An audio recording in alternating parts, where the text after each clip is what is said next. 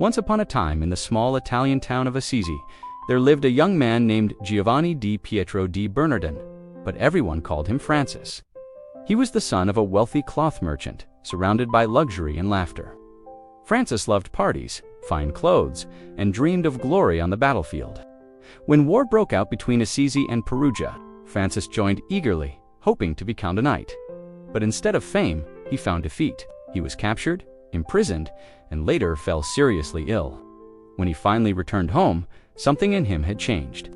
He began to ask, why chase riches when so many people suffer in poverty? One day, while praying before the old crucifix in the church of San Damiano, Francis heard a voice whisper, "Francis, rebuild my church," thinking it meant the small chapel before him. He sold some of his father's cloth to buy stones and began repairing it by hand. His father was furious and dragged him before the bishop. In front of everyone, Francis removed his fine clothes, placed them at his father's feet, and said, "From now on, I have no father but my Father in heaven." From that moment, Francis renounced wealth completely.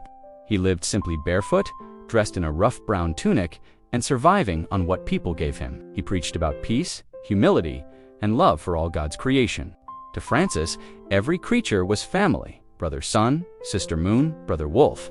Many thought he was foolish, yet people were drawn to his joy and sincerity.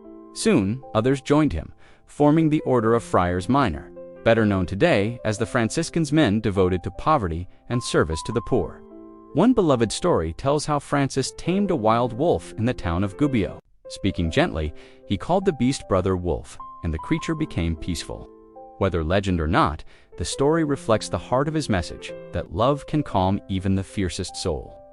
In the last years of his life, while praying on Mount Laverna, Francis received the stigmata wounds of Christ on his hands and feet, a sign of his deep union with the suffering of Jesus. He died on October 3, 1226, lying on the bare earth, praising God for all creation.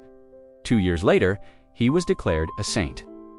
Today, Saint Francis of Assisi is honored as the patron saint of animals and the environment, and his life continues to inspire people to live with simplicity, compassion, and peace. He didn't write the famous prayer that begins, "Lord, make me an instrument of your peace," but those words beautifully echo the spirit of his life.